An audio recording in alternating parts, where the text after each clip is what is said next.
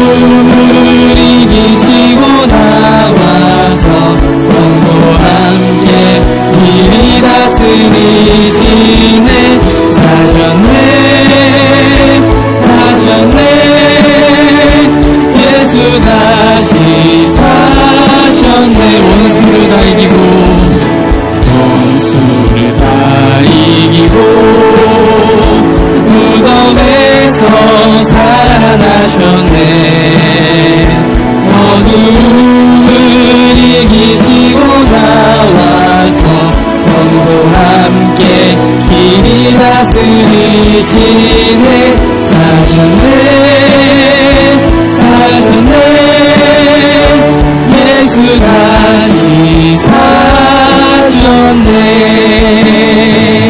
아멘. 이 시간 박수 치면서 찬양하겠습니다.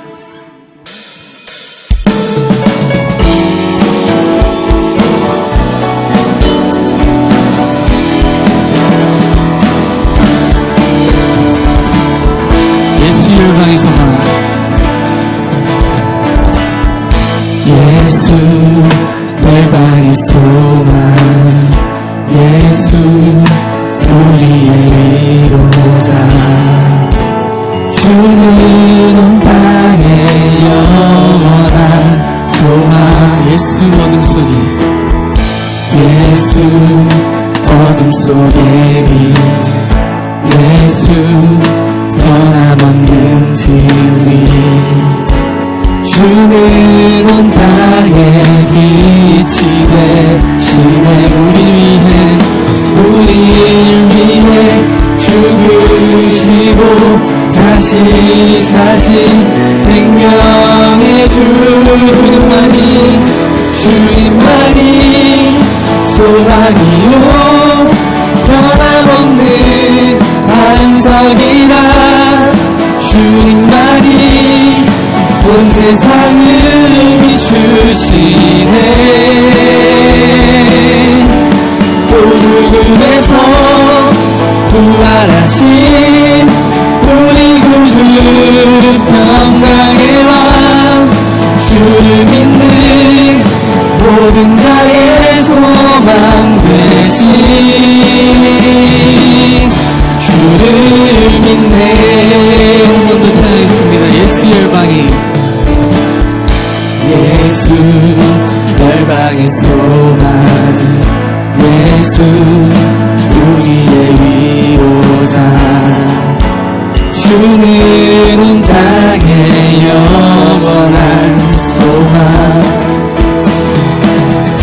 예수 어둠 속의 빛, 예수 변함없는 진리, 주는 온 땅에 빛이 되시네. 우리 위해 죽으시고 다시 사신 생명.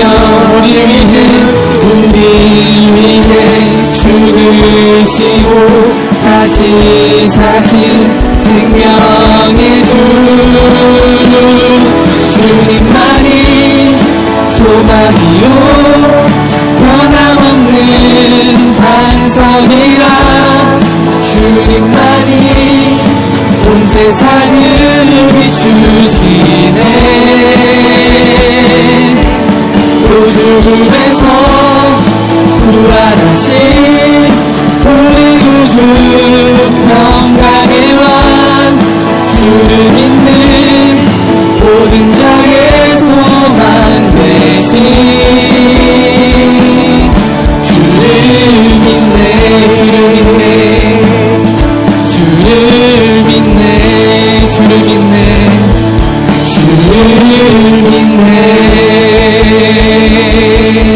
하나님께 영광의 박수 올려드리겠습니다. 함께 오직 예수 찬양하시겠습니다.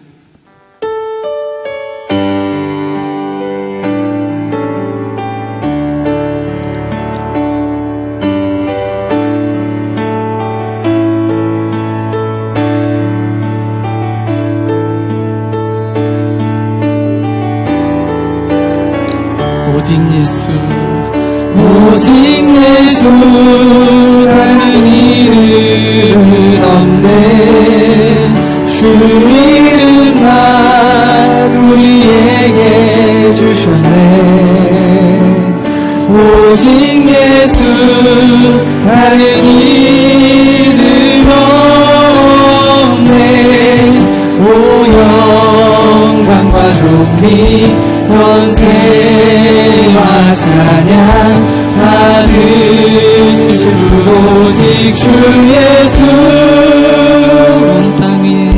온 땅 위에 홀로 높으신 이름 하늘 위 높이 들리셨네.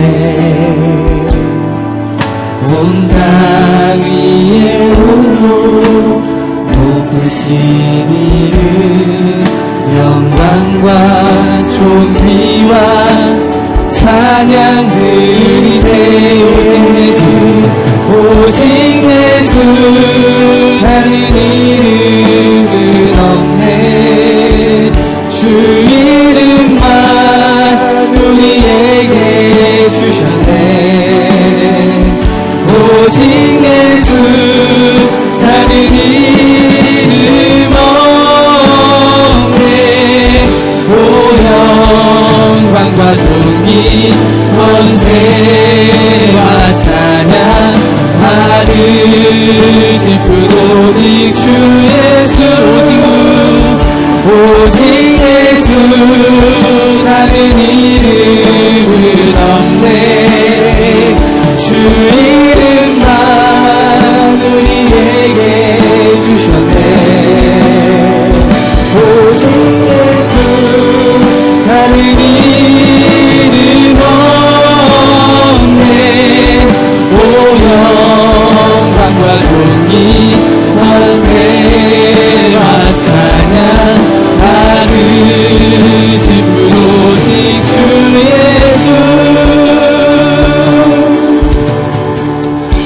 오직 예수 다른 이름은 없네. 주 이름만 우리에게 주셨네. 오직 예수 다른 이름 없네. 오 영광과 존귀 권세와 찬양 받으실 분 오직 주 예수. 이 시간 기도하며 나아가길 원합니다. 오늘 부활주일로 맞이했습니다. 오늘 정말 이 영광과 기쁨 되는 날에 오로지 주님께서 영광 받으시고 주님께 기쁨이 되는 정말 그러한 예배가 될 수 있도록 우리 함께 기도하며 나아가겠습니다. 기도하시겠습니다.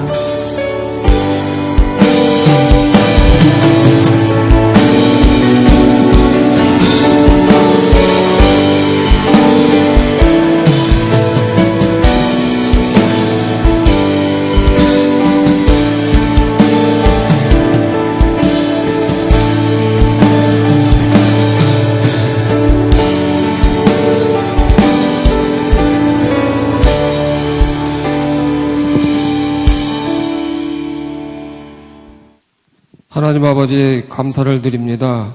오늘 부활절을 맞이하여서 하나님 아버지 앞에 또 예수님 앞에 나와 예배드리게 하심을 감사를 드립니다.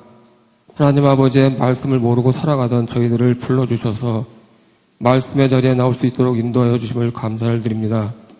말씀을 통하여서 우리에게 주시는 말씀이 우리 안에서 살아 움직이게 하소서. 그래서 어떠한 위기 가운데서도 말씀으로 승리할 수 있도록 인도하여 주시옵소서. 하나님 아버지 감사를 드립니다. 진리의 다림질을 통하여서 이단이 왜 이단인지 알게 하여 주심을 감사드립니다. 다른 예수, 다른 복음이 이단이 가르치는 것임을 알게 하여 주셔서 감사합니다. 하나님 아버지의 말씀을 왜곡되게 전하고 자기가 예수인 양 하는 것이 이단임을 알게 하여 주심을 감사드립니다.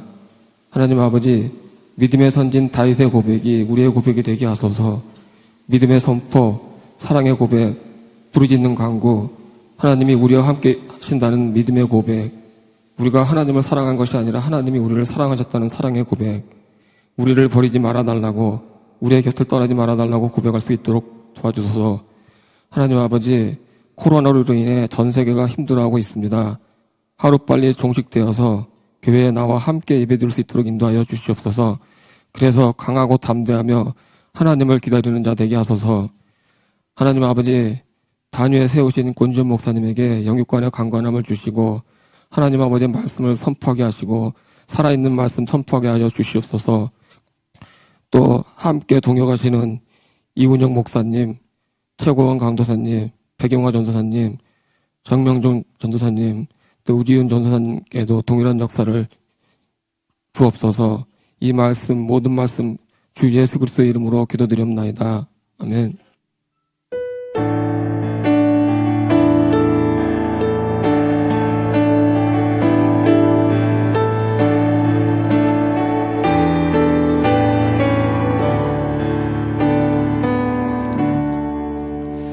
우리 오늘 부활주일에 같이 받을 하나님의 말씀은 고린도전서 15장 55절에서 58절입니다. 제가 가진 성경은 신약 성경 284페이지에 있습니다. 우리 계신 곳에서 다 함께 자리에서 일어서셔서 오늘 이 말씀이 우리 가운데 부활의 생명으로 와닿을 수 있도록 큰 목소리로 한번 같이 읽도록 하겠습니다. 고린도전서 15장 55절부터 58절까지입니다. 같이 읽겠습니다. 시작. 사망아 너희의 승리가 어디 있느냐? 사망아 내가 쏘는 것이 어디 있느냐? 사망이 쏘는 것은 죄요 죄의 권능은 율법이라. 우리 주 예수 그리스도로 말미암아 우리에게 승리를 주시는 하나님께 감사하노니, 그러므로 내 사랑하는 형제들아 견실하며 흔들리지 말고 항상 주의 일에 더욱 힘쓰는 자들이 되라. 이는 너희 수고가 주 안에서 헛되지 않은 줄 알미라. 아멘. 자리에 앉으시겠습니다. 오늘 부활주일입니다. 우리 해피 이스터 부활주일 인사인데요. 우리 서로 옆에 분들에게 해피 이스터 이렇게 한번 인사하겠습니다. 해피 이스터. 예, 예수 부활하셨습니다. 네. 부활주일 날 우리 성도들 이제 워낙 만나면 이렇게 떡도 준비하고 또 부활절 달걀도 준비하고 이렇게 하려고 했는데 우리 다음 주까지는 같이 만날 수가 없습니다. 그래서 우리 사랑하는 성도에게 부활의 기쁨을 나누기 위해서 고민하다가 또 우리 찬양팀 또 청년부 도움으로 한 가지 선물을 준비하게 되었습니다. 우리에게 참 소망과 위로가 되는 고백을 이번에 번역을 해서 곡을 준비하게 되었고요. 또 우리 찬양팀에서 즉시 이렇게 준비해가지고 오늘 여러분들에게 부활의 선물로 나누려고 합니다. 마치고 나서는 각 개인에게 MP3와 MP4로 이렇게 전송을 하도록 하겠습니다. 우리 찬양팀 또 우리 청년들 나와서 선물 나누도록 하겠습니다. 나오시겠습니다.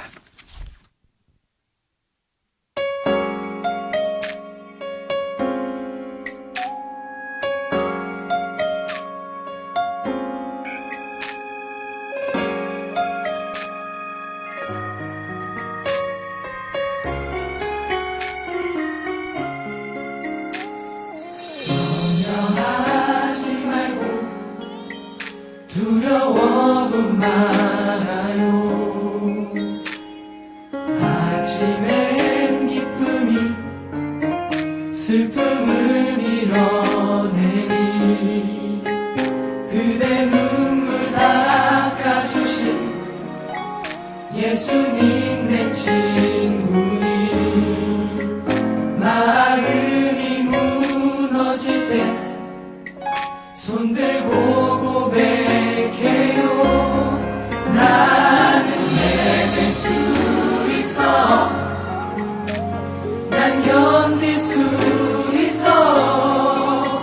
어떤 일이 닥쳐와도 내 삶은 주 손에.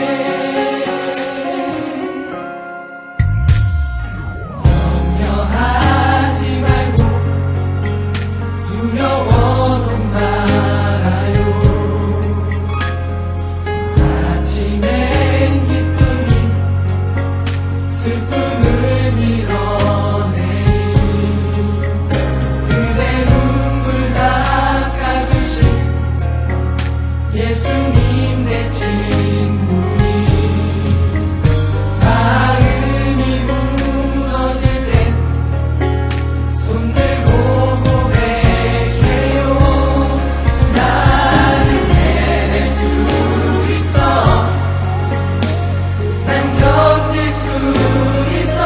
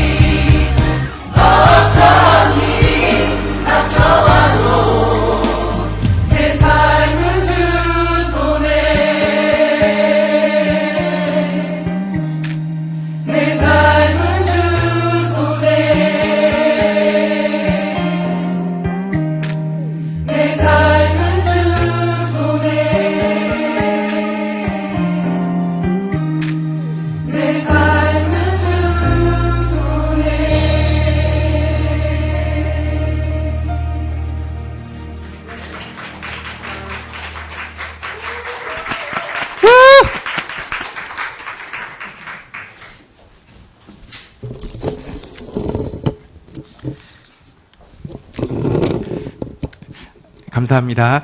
또 여러분들에게 전하고 싶은 사랑의 메시지가 또 부활의 생명력이 계신 곳으로 다 전달되었기를 바랍니다. 오늘은 우리가 봉독했던 말씀 가지고 죽음보다 강한 것이라는 제목으로 하나님 말씀 나누겠습니다. 이 세상에서 제일 강한 것, 이 세상에서 제일 힘센 것 무엇일까요?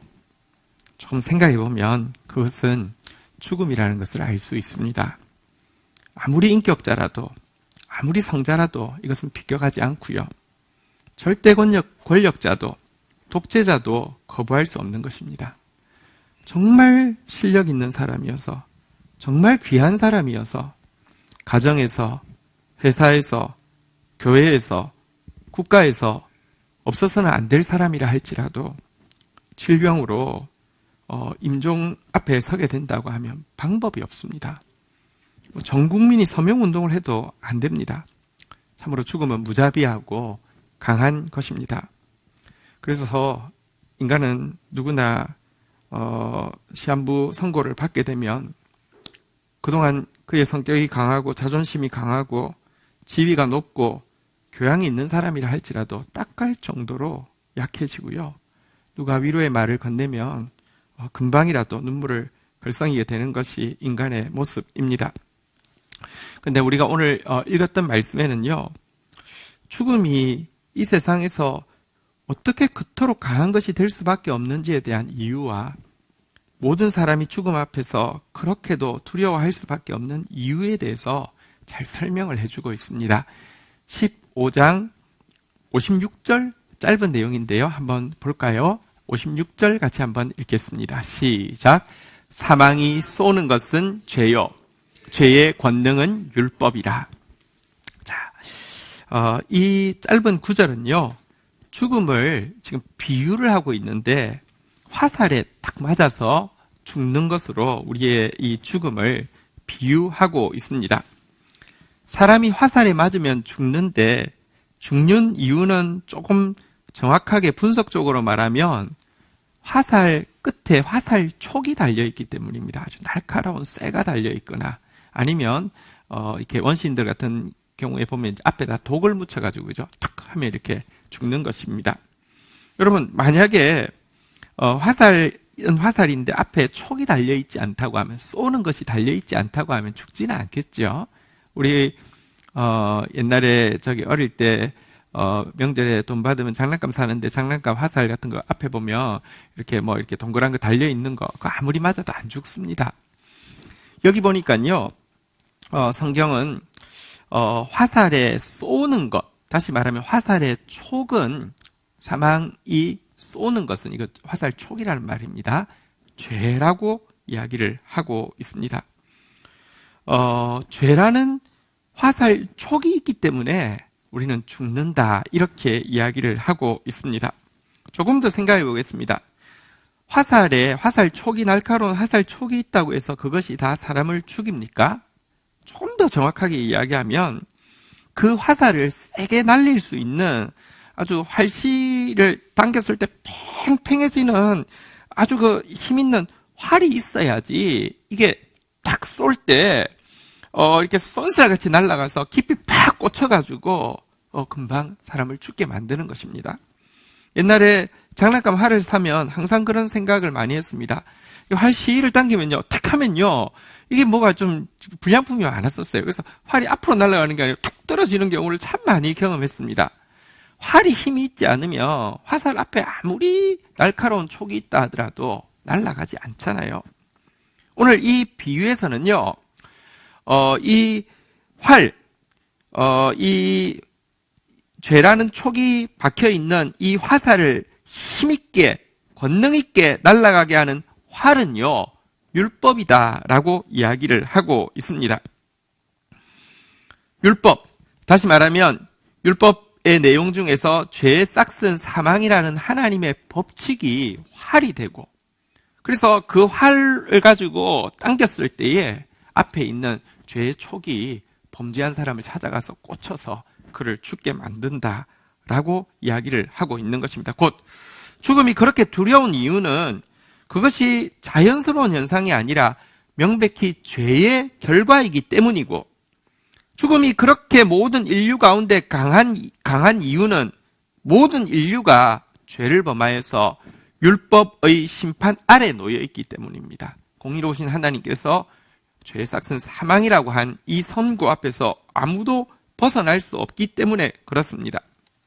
특별히 우리는 이 죽음이라는 것을 사실은 그렇게 멀리 있지 않는데도 가능하면 멀리 있게 느끼고 싶고요. 생각하지 않으려고 하는데, 이번에 코로나 사태는 세상에서 가장 강한 힘센 죽음이 나 개인에게도 멀리 있지 않고 특별히 인류 전체에 얼마나 가까이 있는지를 절감하게 해주고 있습니다. 코로나 바이러스 자체는 100나노미터 이하의 크기라고 합니다.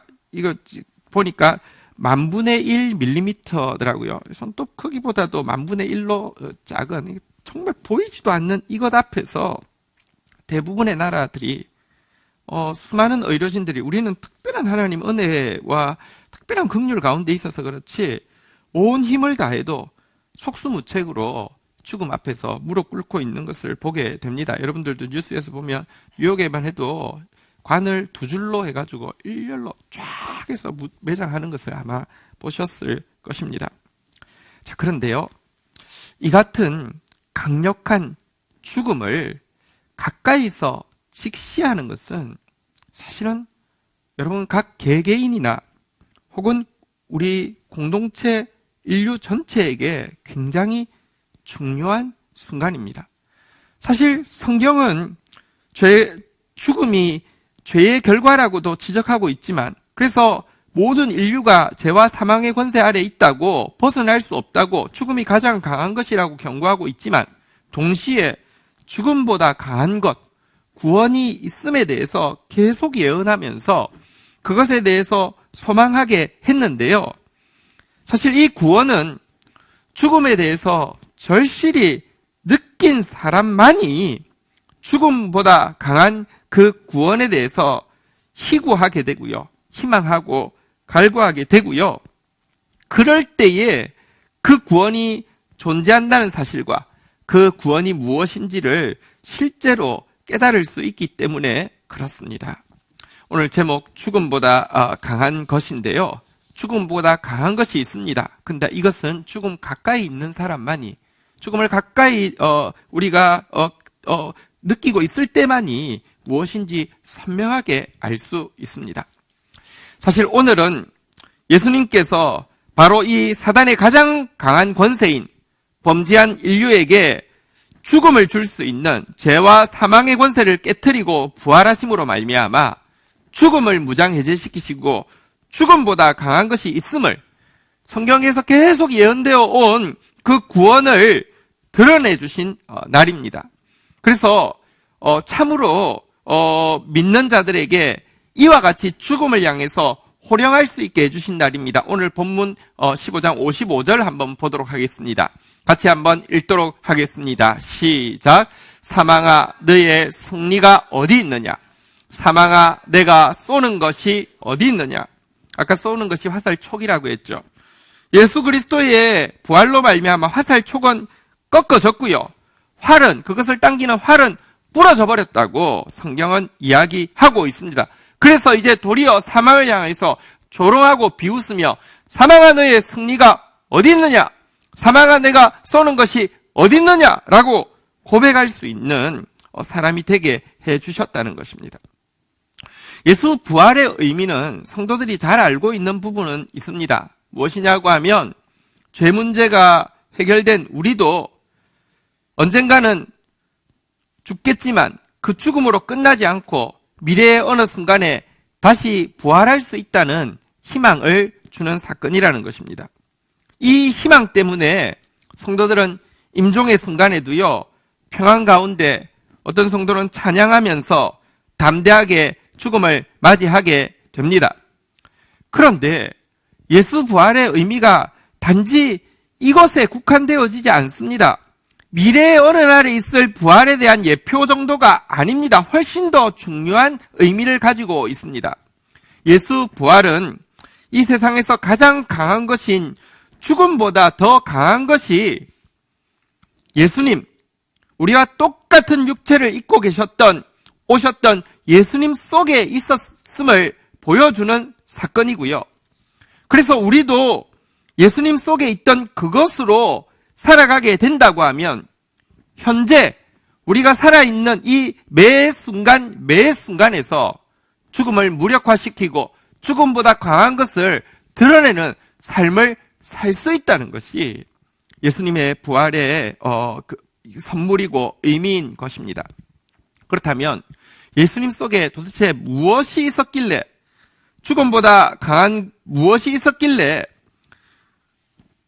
죽으셨고 무덤 아래에 갇히셨지만 그 무덤이 그를 도무지 억누르고 있을 수가 없어서 무덤이 찢어져 버리고 무덤이 폭발하고 무덤이 부서지게 했을까요? 예수 속에 있었던 죽음보다 강한 것은 무엇이었을까요? 그것은 단적으로 이야기하면 하나님의 말씀대로 사신 예수 그리스도의 삶이었습니다. 말씀대로 사셨던 예수 그리스도의 삶은 죽음보다 훨씬 강한 것이었습니다. 말씀대로 사신 예수님의 삶을 조금 세분화해서 세 가지로 이야기하면요. 한번 따라하겠습니다. 겸손, 믿음, 순종. 말씀대로 사셨는데요. 겸손이었고 그의 삶은 믿음이었고 순종이었다고 이야기할 수 있습니다. 그런데 이 세 가지 한 번만 더 따라하겠습니다. 겸손, 믿음, 순종. 이것은요, 인류에게 처음 죽음을 불러오게 한 아담과 하와의 범죄, 선악과를 먹은 범죄의 의미와 정확하게 반대되는 것이기도 합니다. 여러분, 아담과 하와가 선악과를 먹은 이유는 그것을 먹으면 하나님과 똑같이 될 것이란 말에 혹했기 때문입니다. 그냥 배고파서 먹은 게 아닙니다. 교만 때문에 먹게 되었습니다. 겸손의 정반대이죠. 사단의 말에 혹해졌습니다. 하나님과 똑같이 된다고 유혹을 받고 나니까 뱀은 이어서 이야기합니다. 왜 하나님께서 선악과를 먹지 말라고 이야기했느냐? 그건 말이야, 하나님이 니네들이 하나님과 똑같이 되는 것이 싫어서 그런 거야. 니네 사랑한다고? 아니야. 니네 이용하려고 그러는 거지. 니네가 하나님처럼 될까 봐서 못 먹게 한 거야. 라고 말하기 시작할 때 그들의 눈에 하나님이 지금까지 친밀하고 너무 좋았던 하나님이 다르게 보이기 시작했습니다. 이것이 바로 믿음의 정반대인 불신앙이 생기게 된 것입니다. 그래서 결국 그들은요, 먹으면 정령 죽으리라는 하나님의 준엄한 명령에도 불구하고 자기 판단대로 선악과를 먹는 구체적인 행동을 표출하게 되었습니다. 이것이 예수님 속에 있었던 순종과 정반대가 되는 불순종이었습니다.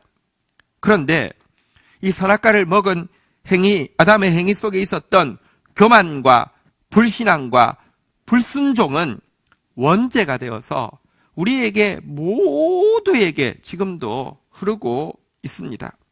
그리고 바로 이 교만과 불신앙과 불순종, 이것이 죄의 근원인데요.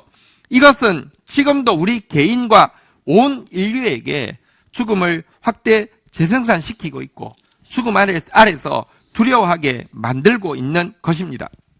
그러나 둘째 아담으로 오신 우리와 똑같은 육신을 입고 오신 예수님은요, 모두 교만으로 사는 세상 속에서 홀로 참된 겸손으로 사셨습니다.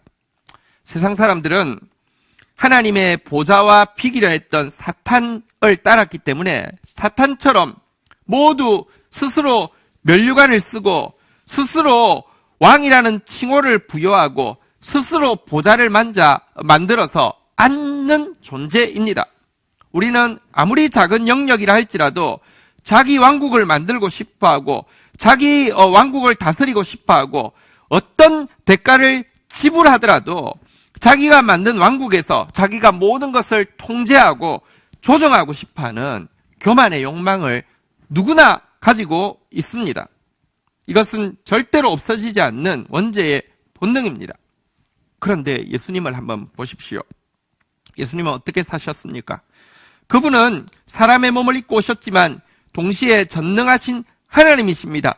전능한 힘을 가지고 계셨음에도 불구하고 그분의 생애의 대부분인 30년은요, 정말 작은 동네에서 아무도 알아주지 않는 목수, 작은 수공업의 일에 요즘 말로 이야기하며 영세 소상공인의 일을 하고 사셨습니다. 사역이 시작되었습니다.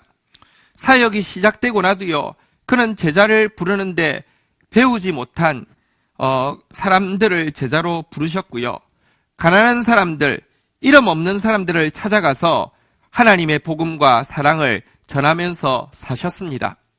사단은 그에게 찾아와서 정말 거절하기 힘든 그 타협을 이야기했죠. 단 한 번만 숙여주면, 단 한 번 절하는 신용만이라도 하면 정말 모든 나라의 영광을, 권세를 다 주겠다고 유혹했는데도요, 예수님은 단호하게 말씀하셨습니다. 경배를 오직 하나님께 드리고 다만 그를 섬기라고 말씀하시면서 겸손으로 교만의 유혹을 물리치셨습니다. 그분은 단 한 가지 말씀도, 단 한 가지 행동도 스스로 자의로 한 적이 없고, 하나님이 보여주시고 가르쳐주시고 명령해 주신 것만을 행하고 사는 겸손의 삶을 사셨습니다. 요한복음 5장 19절에 보면 예수님께서 이렇게 말씀하셨습니다. 요한복음 5장 19절입니다. 그러므로 예수께서 그들에게 이르시되, 예수님 말씀입니다. 내가 진실로 진실로 너희에게 이르노니 아들은 아버지께서 하시는 일을 보지 않고는 아무것도 스스로 할 수 없나니 아버지께서 행하시는 그것을 아들도 그와 같이 행하느니라. 성경에 보면 이런 말씀이 너무 많습니다.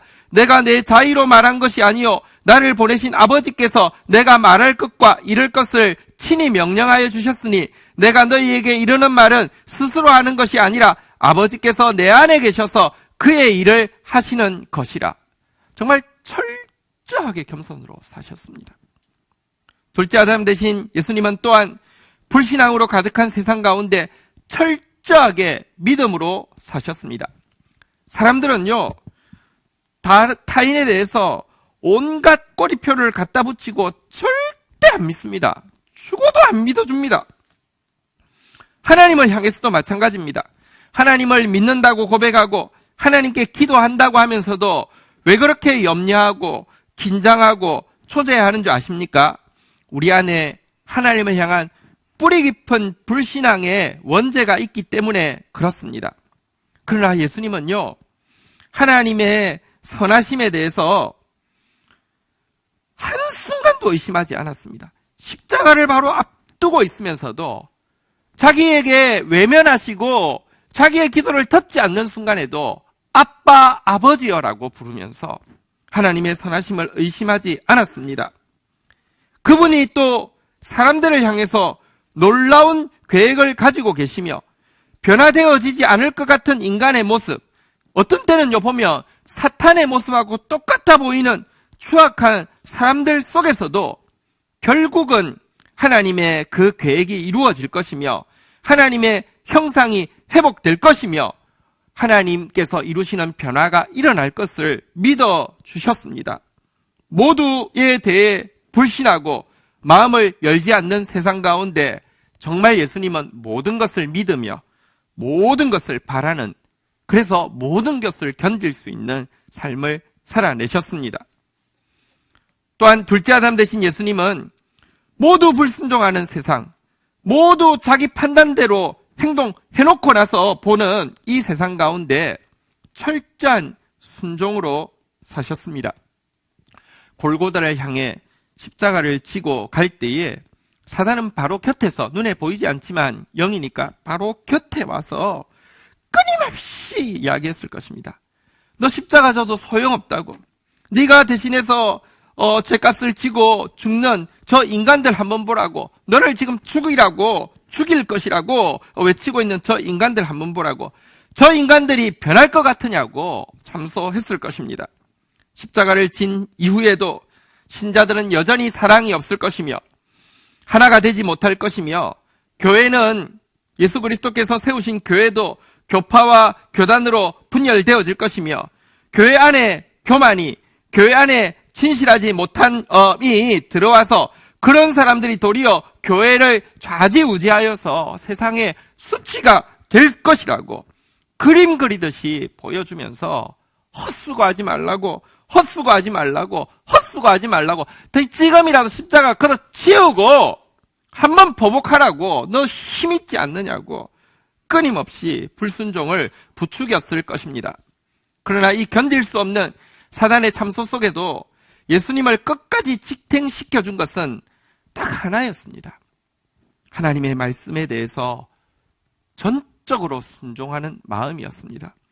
예수님이 평생 살아가시면서 그의 양식으로 삼은 것은 무엇이었습니까? 그의 힘으로 삼은 것은 무엇이었습니까?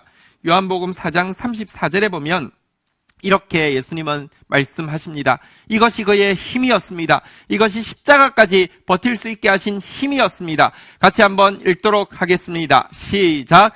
예수께서 이르시되 나의 양식은 나를 보내신 이의 뜻을 행하며 그의 일을 온전히 이루는 이것이니라. 여러분, 예수님의 양식은 순종이었습니다. 예수님의 양식은 힘을 에너지를 주는 거잖아요. 예수님의 에너지는 순종이었습니다.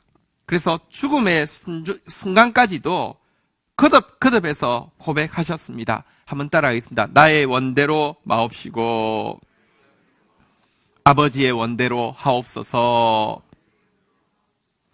자, 예수님의 삶은 본바대로 겸손, 다시 한번 따라하겠습니다. 겸손, 믿음, 순종. 자, 이렇게 사셨는데요. 이 삶은 참으로 하나님이 지으신 참된 피조물의 목적을 이루는 삶이었고요. 이것이야말로 진정으로 하나님 앞에서 살아있는 삶이었습니다. 이런 삶을 사는 사단을 향해서, 예수님을 향해서 사단은 계속 이야기했습니다. 겸손히 살면 짓밟혀. 믿음으로 살면 쏘가. 순종하면서 살면, 그래서 자기 뜻, 자기 기분, 자기 성질 부인하면서 살면 아무 낙도 재미도 없다고 회유했을 것입니다. 그럼에도 불구하고 끊임없이 겸손, 믿음, 순종의 삶을 살자. 계속 그렇게 살면 너 죽는다고, 아니 내가 죽일 것이라고 협박했습니다. 소용없었습니다. 끝까지. 다시 한번 따라하겠습니다. 겸손, 믿음, 순종. 자, 그러자 사단은요 견디지 못해서 예수를 십자가에 못 박아 죽여버렸습니다. 그런데 예수님은요 그 죽음 아래 있을 수가 없었습니다. 하나님의 뜻대로 사신 겸손, 믿음, 순종의 삶은 죽음보다 강해서 무덤이 아무리 억누르고 있으려고 해도, 여러분 겨울에 땅은 동토는요 정말 이거는 막 콘크리트보다 더 단단해 보입니다. 저도 포병이었는데 겨울에 이렇게 포를 이제 파기 위해서 이게 삽질을 하면요 불꽃이 팍팍팍 튑니다. 그런데요 그 밑에 생명의 씨앗이 있으면요 때가 되면 땅에 지진을 일으키듯이 균열을 일으키고 싹이 트는 것처럼 겸손, 믿음, 순종으로 사신 예수님의 삶은 죽음보다 강한 것임을 부활을 통해서 증명하셨습니다. 이것이 기독교의 역설적인 진리입니다. 기독교는 현실을 모르는 게 아닙니다. 예, 맞습니다. 겸손히 살면 이 세상에서 짓밟힌다는 말 진리입니다. 믿음으로 살면 속는다는 말도 진리입니다. 순종으로 살면 재미없다는 말도 진리입니다. 계속 그렇게 살면 죽는다는 말은 진리 중에 진리입니다. 그런데 그것에 역설이 있다는 것입니다. 예수님이 그렇게 사셨더니 부활이 이루어졌다는 것입니다. 때문에 오늘 우리가 그 본문으로 삼은 곳에 보면요 하나님의 뜻대로 사는 것, 예수님처럼 사는 것, 예수님의 삶을 내가 받아들이고 십자가 지는 삶은 절대 헛되지 아니하고 참된 승리가 있을 것이라고 오늘 본문 57절, 58절에 바울은 격려하고 있습니다. 우리 주 예수 그리스도로 말미암아 우리에게 승리를 주시는 하나님께 감사하노니, 그러면서 58절 격려하고 있습니다. 같이 읽겠습니다. 시작. 그러므로 내 사랑하는 형제들아 견실하며 흔들리지 말며 항상 주의 일에 더욱 힘쓰는 자들이 되라. 이는 너희 수고가 주 안에서 헛되지 않을 줄 알미라. 여러분, 바울이 내가 그리스도와 그의 부활의 권능과 그의 고난의 참여함을 알고자 하여 그의 죽으심을 본받아 어찌하든지 죽은 자 가운데서 부활에 이르려 하노니라고 고백한 적이 있습니다. 이것은 부활이 진짜인지 조바심이 생겨서 빨리 죽고 싶다 이런 말이 아닙니다. 이것은 구체적으로는요, 겸손과 교만이 대립할 때에, 믿음과 불신앙, 의심이 대립할 때, 순종과 불순종이 대립할 때, 예수님이 사셨던, 예수님이 선택하셨던 삶의 방식인 겸손과 믿음과 순종을 선택하여 살겠다는 것이고, 그 결과 죽는 것 같지만 부활하는, 매일 그 부활의 권능을 체험하면서 살겠다는 선포인 것입니다. 부활이 미래의 이례적인 사건이라고 하면 부활절은 의미 없습니다. 부활은 현재에도 반복되어지는 사건임을 우리가 거듭거듭 경험하는 것이야말로 부활을 영화롭게 하는 부활이 확실함을 보여주는 가장 분명한 증거인 것입니다. 말씀을 맺겠습니다. 죽음보다 강한 것, 예수님의 삶 속에 있었던 그 겸손과 믿음과 순종의 삶을 삶으로 살아낸 믿음의 선배 이야기 간단하게 말씀드리고 결론을 맺고자 합니다. 그분은 장기려 박사님입니다. 여러분, 간증 우리가 지난 12통 가운데 그런 내용이 있었는데요. 바른 간증은 결과적으로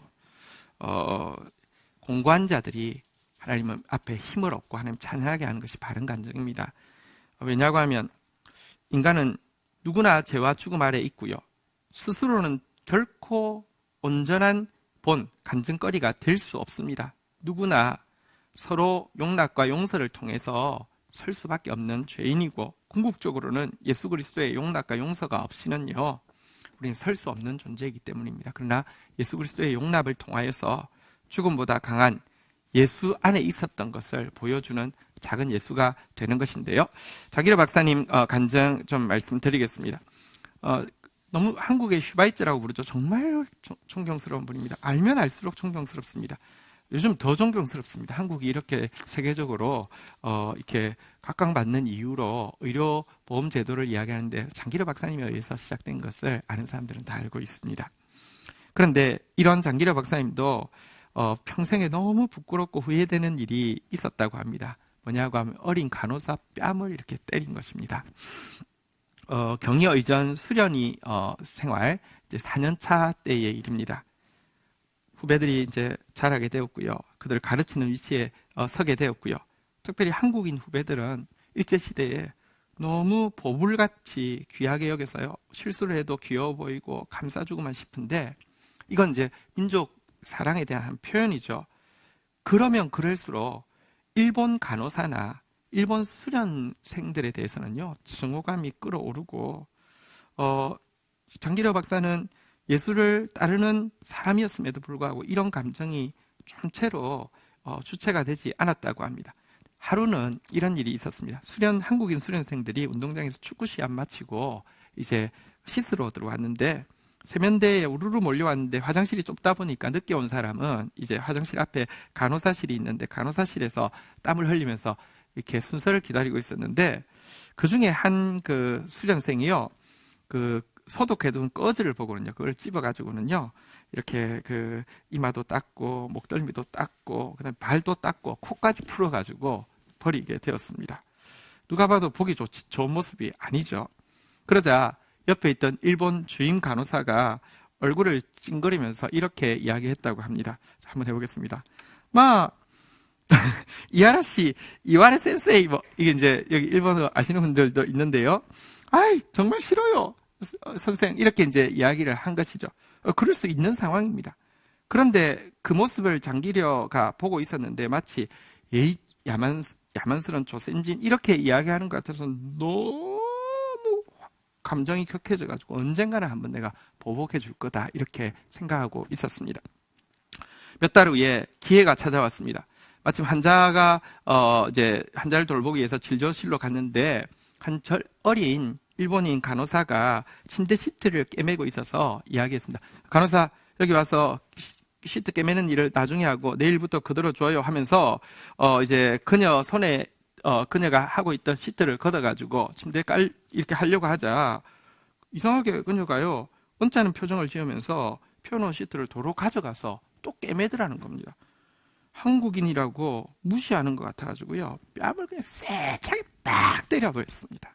그리고는요 주임 간호사를 불러가지고 도대체 간호사들 교육을 어떻게 시키길래 이따위요 이렇게 이제 따져서 복수하려고 딱 했는데 뺨을 맞은 그 어린 간호사가 얼굴을 들었는데 눈물을 흘리면서 자기를 쳐다보는데 얼굴이 너무 빨갛게 돼 있어가지고 갑자기 이제 그 눈물을 보고는 당황해가지고 내가 지금 무슨 짓을 한 건가?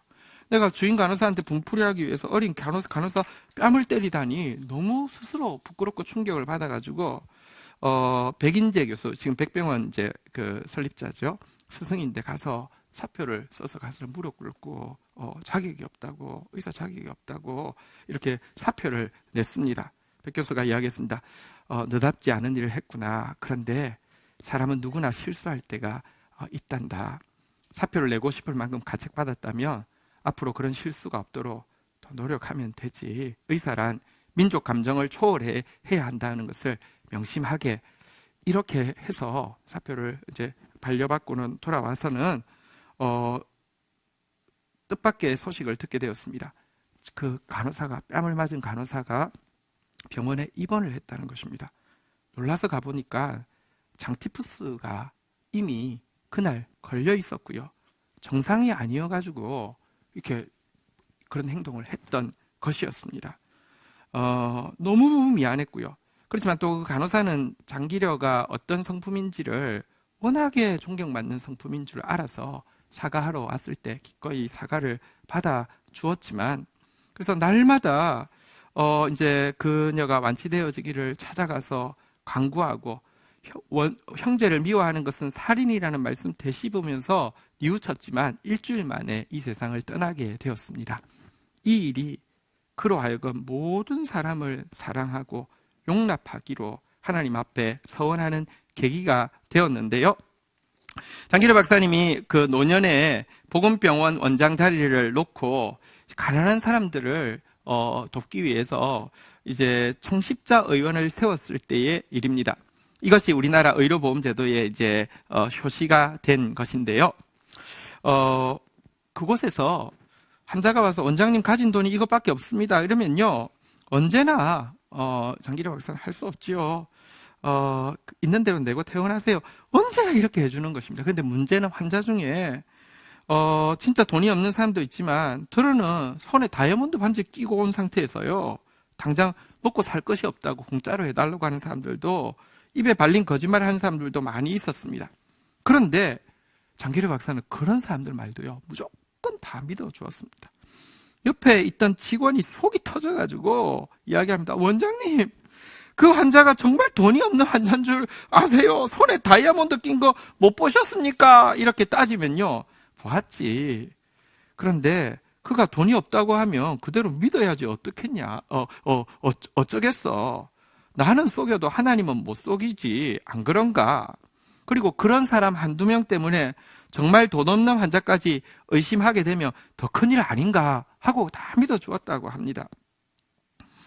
어느 날 겨울 바람이 더 세게 몰아치는 날이었습니다. 예배를 마치고 집으로 돌아가던 장기려 박사가 한 제자한테 나 좀 따라가자꾸나 하면서 야시장으로 갔다고 합니다. 추운 날씨에 일찌감치 가게 문을 닫는 사람들이 많이 있었는데요. 그래서 뭐 사러 가십니까 하니까 어제 202호실 환자 회진할 때 보니까 내복이 너무 헤어져서 오늘 기도 중에 갑자기 그 환자 두툼한 겨울 내복 한 벌 사주라고 주님 말씀하셔서 사러 간다고 하면서 내복 가게를 찾아갔습니다. 마침 문 닫기 직전이었습니다. 이 옷 얼마입니까? 파는 사람은요 꼭 팔고 싶어서 예 그거 본전 하나도 안 붙이고 본전이 500환인데 오늘 날씨도 춥고 저녁 장사도 다 했으니 450환만 내면 가져가십시오. 이렇게 이야기했습니다. 그러자 장기려 박사가 이야기했습니다. 아유 주인장 나는 우리나라 백성들이 왜 이렇게 가난하게 사는지 이제야 알겠어. 아니, 원가가 500칸인데 50칸이라도 이익을 보고 살아야 될 것 아니요 하면서 600칸을 지어주고 내복을 가져왔다라는 것입니다. 따라간 제자가 복장이 터져서 이야기를 합니다. 아니, 선생님, 세상에 미치고 장사하는 사람이 어디 있습니까? 본전이 500칸인데 450칸에 팔 사람이 어디 있다고 그 말을 믿습니까? 하니까 장기려 박사가 징긋 웃으면서 이렇게 타일렀다고 합니다. 난들 그걸 왜 모르겠나? 그런데 주인이 그렇게 말하면 그대로 믿어줘야지. 그러면 다시는 나에게 거짓말을 안 할 것 아닌가? 우리 3천만 이 서로 다 믿어주면 얼마나 좋은 세상이 오겠는가? 나은 사람부터 먼저 실천해야지. 이렇게 사신 분이 그분이셨습니다.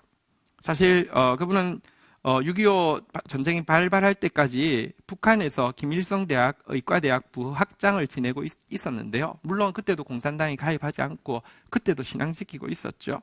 그런데 이제 그 연합군이 올라오면서 그 부상병들이 올 때 전혀 가리지 않고 치료를 해주었죠. 이것 때문에 중공군이 다시 개입했을 때 있을 수 없어서 내려오게 되었는데요. 그의 아내와 자식은요, 5 자식은 북한에 두고 홀로 남아 할 수밖에 없었습니다. 근데 그는 자기가 지금 북한에서 자기 가족들을 돌볼 수 없지만 여기에 약한 자에게 한 것이 하나님께 한 것이면 하나님이 보호해 줄 것이라는 믿음으로 이렇게 정말 사셨죠.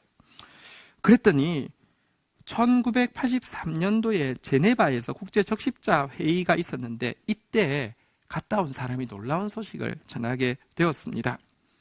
그의 이 아내와 그의 5 자녀들이요, 그 북한에서 여전히 믿음을 지킬 뿐 아니라 정말로 하나님의 보호 가운데 첫째 아들은 약학 박사, 둘째는 식품공학사, 셋째는 의학 박사, 넷째는 이론 물리학 박사, 막내는 교사로서 일하고 있고 아내도 80이 넘었는데도 건강하다는 소식도 듣게 되었습니다.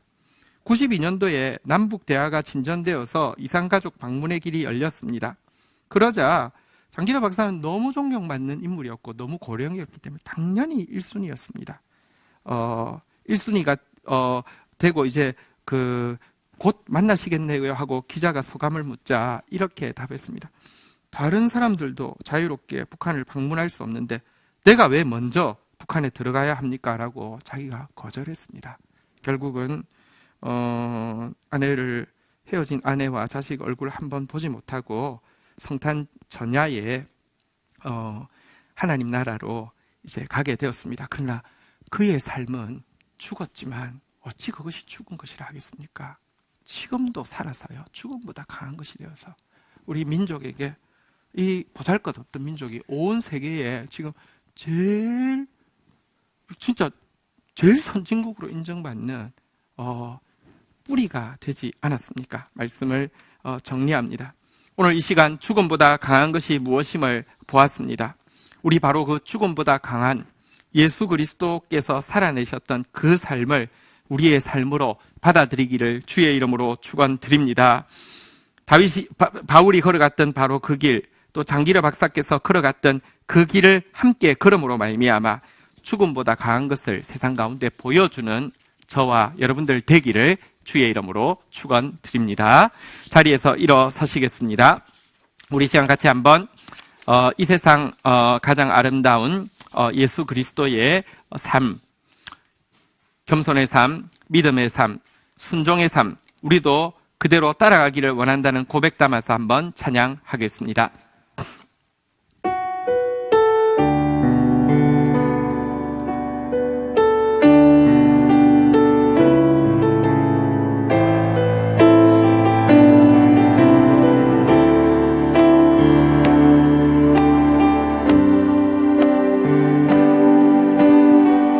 이 세상 가장 아름다운 순종의 눈물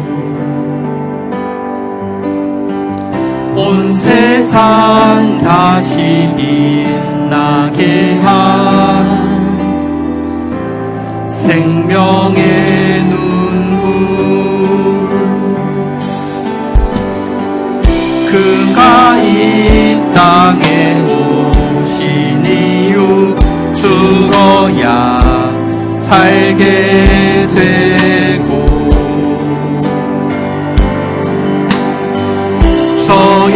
져야만 승리하는 놀랍고 영원한 신비 지으신 그대로 회복시키 우리의 창조주 그리스도 십자가의 길로 아버지 뜻 이루셨네. 그가 이 땅에 오신 이유 이제 우리에게 맡겨진 그 소망 그 사랑 그 생명 아름답고 눈부신 십자가의 길 우리가 이 땅에 살아갈 이유 지으신 그대로 지으신 그대로 회복시키 우리의 창조주 그리스도 십자가의 길로 아버지 뜻 이루셨네. 그가 이 땅에 오신 이유 이제 우리에게 죽음보다 강한 것이 무엇임을 우리는 분명히 소망 가운데 보게 되었습니다. 오 주님, 예수님 걸으셨던 겸손의 삶, 믿음의 삶, 순종의 삶으로 이 땅을 살아내며 죽음보다 강한 것이 무엇임을 보여주는 저희들이 되어지게 인도하여 주시옵소서. 이유 우리 다 함께 주의 이름 3번 고백하면서 주님 앞에 기도를 심는 시간 가지겠습니다. 함께 기도하시겠습니다. 주님, 주여, 주여. 모두 교만으로 살며 모두 불신으로 살며 모두 불순종으로 사는 세상 가운데 홀로 겸손으로 사시며 홀로 믿음으로 사시며 홀로 순종으로 살아서 하나님 뜻대로 산 삶이 죽음보다 강하여서 죽음에 매여 있을 수 없고 죽음을 깨뜨리신 예수 그리스도의 부활을 찬양합니다. 하나님, 그 부활의 능력을 우리도 어떻게든지 맛보기를 원합니다. 하나님, 말씀이 들리는 자는 죽어도 살고 말씀을 행하는 자는 영원히 죽지 않는다고 말씀하셨사오니 하나님 겸손의 삶으로 하나님 믿음의 삶으로 하나님 순종의 삶으로 살아내며 오늘도 죽음으로 가득한 세상 가운데 생명을 보여주는 바울과 같은 사람, 장기라 박사 같은 삶을 살 수 있도록 주의 백성들을 도와주시기를 간절히 간구하고 소원합니다. 은혜를 더하여 주옵소서. 우리 이제 한 번 더 기도하겠습니다. 코로나로 온 세계가 신음하고 있습니다. 죽음이 어느 때보다 가까워진 이때에 우리가 지나는 이 부활절은 이 죽음을 향해서 우리가 선포할 메시지를 분명히 보여줍니다. 죽음이 가까운 이때에 죽음보다 강한 것이 있음을 우리는 보여주어야만 한다는 것을, 증명해야만 한다는 것을 우리에게 크게 이야기하고 있습니다. 우리 예수님께, 죽음을 이기신 예수님께 이 땅 가운데 죽음보다 강한 것이 있음을 주님 보여주시옵소서. 주의 긍휼을 보여주시옵소서. 또한 우리가 이 죽음으로 가득한 세상 가운데 참된 생명을 보여주는 삶을 살아낼 수 있도록 저희들에게 힘을 허락하여 주시옵소서. 우리 다음 주 지나고 4월 26일 주일부터는 온 성도들이 기쁘게 모여서 다시 한번 주님 찬양하고 힘 얻어서 세상을 향해서 복음의 증인으로 나아갈 수 있게 해달라고, 기회를 달라고, 용서해 달라고, 은총을 베풀어 달라고 우리 다시 한번 주님의 이름 크게 고백하며 기도하며 나가도록 하겠습니다. 주님, 주여, 하나님, 코로나로 말미암아 온 세계가 우리가 죽음 안에서 신음하고 있습니다. 이미 죽음을 이기시고 생명의 길을 보여주신 주님, 다시 한번 긍휼을 베풀어 주셔서 이 땅 가운데 다시 한번 생명의 아버지 하나님이여 기회를 허락하여 주시기를 원합니다. 육신의 삶이 진짜 생명이 아니라 참으로 조금보다 예수 생명, 예수 말씀을 우리에게 허락하여 주셨사오니 하나님, 다시 모여 예배하며 힘있는 복음의 증인되어 만민과 만국 가운데 예수 생명 터뜨리는 주의 백성들 되어질 수 있도록 주여 역사하여 주시기를 간절히 간구하고 소원합니다. 은혜 더하여 주시옵소서. 주님 감사합니다. 저희들 죽음 아래 두려워하며 신음하며 속수무책으로 당할 수밖에 없는 저희들에게 죽음보다 강한 생명으로 찾아와 주셔서 감사합니다. 미래의 소망일 뿐 아니라 오늘도 우리가 어떻게든지 부활을 맛보며 살며 부활을 증거하고 사는 삶의 반열에 우리도 설 수 있도록 도와주옵소서. 바울이 경험했고 장기라우 박사께서 보여주신 그 길을 저희들도 경험하며 보여주며 살 수 있도록 은혜를 더하여 주시옵소서. 예수 그리스도의 이름으로 기도 올립니다. 아멘. 경건일기 발표 있겠습니다. 6절에서 11절 찬양, 기도, 예배, 사람과의 만남 그리고 나눔, 너무나 당연하다고 느꼈던 것들이 당연하지 않게 되어버린 요즘 그 소중함을 깨닫는다. 어쩌면 당연하지 않은 것에 당연함을 느끼고 아무렇지도 않게 가졌던 삶에 대한 욕심, 그리고 절제되지 않은 비방, 주어진 것에 대한 감사가 없는 이 시대에 세상을 향한 하나님의 외면과 침묵은 당연한 것인지도 모른다. 내가 날 때부터 주께 맡긴 바 되었고 모태에서 나올 때부터 주는 나의 하나님 되셨나이다 라고 고백했던 다윗처럼, 하나님 외에는 돌아갈 데가 없다고 고백했던 다윗처럼 내가 그리고 다음 세대 한 사람 한 사람이 더 나아가 이 나라 이 민족이 하나님께 다윗과 같은 고백을 하는 삶이 되길 기도해 본다. 빠르게만 돌아갔던 세상이 곳곳에 조금의 느림과 멈춤과 그리고 걱정과 한숨 소리가 들린다. 야알렛 샤할, 어둠과 빛이 교차할 새벽 시간에 기뻐 뛰는 암사슴처럼 하나님께서 허락하신 이 날들에 감사하며 예배의 혼돈 속에서도 변함없이 공의와 정의를 실천하고 계신 목사님, 그리고 다음 세대의 가족들에게 또다시 감사하며 시간이 흘러 다윗과 같은 마중물이 되어 있길 소망해 본다. 먼지만도 못한 내 믿음이지만 한 번도 나를 외면하지 않았던 하나님께 감사하며 오늘도 나는 하나님께 I love you 라고 기도해 본다. 감사합니다. 네, 감사합니다. 네, 주님이 이게 찡했을 것 같습니다. 네, 감사합니다. 네, 간구 말씀 드리겠습니다. 오늘 부활 주일입니다. 십자가에서 완성하신 대속의 용서와 부활을 통해서 완성하신 승리의 능력이 각자의 처소에서 예배드리는 성도님들 한 분 한 분에게 임하기를 축복합니다. 부활주일날 저희들이 전통적으로 진행하는 성찬은 온 성도들이 기쁘게 모여서 예배드릴 수 있는 그 첫날 함께 나누도록 하겠습니다. 2020년 봄 12통 물붓기 기도의 큰 은혜 가운데 마쳤습니다. 온라인이지만 함께 새벽을 깨우면서 함께 해주신 여러분들께 감사드리고요. 개인 및 셀 시상은 여전히 함께 처음 모이는 그 주일에 하도록 하겠습니다. 그리고 온라인 12통 물붓기는 끝났지만 매일 GT로 말씀 묵상하는 것이 얼마나 큰 행복인지 경험하셨을 것입니다. 온라인 GT가 매일 아침 새벽 5시 반에 시작되어서 또 제공되고 있죠. 이것에 여러분들 가까워지는 계기가 되었기를 축복합니다. 다음 주일까지 사회적 거리두기에 동참하기 위해서 온라인으로 예배를 드립니다. 4월 26일은 다시 얼굴 보고 기쁨으로 예배할 수 있도록 간절히 기도해 주시고 사모해 주시고 함께 할 수 있기를 바랍니다. 코로나19로 어려움 겪고 있는 대구 경북 지역을 위한 특별 헌금에 동참해 주셔서 감사합니다.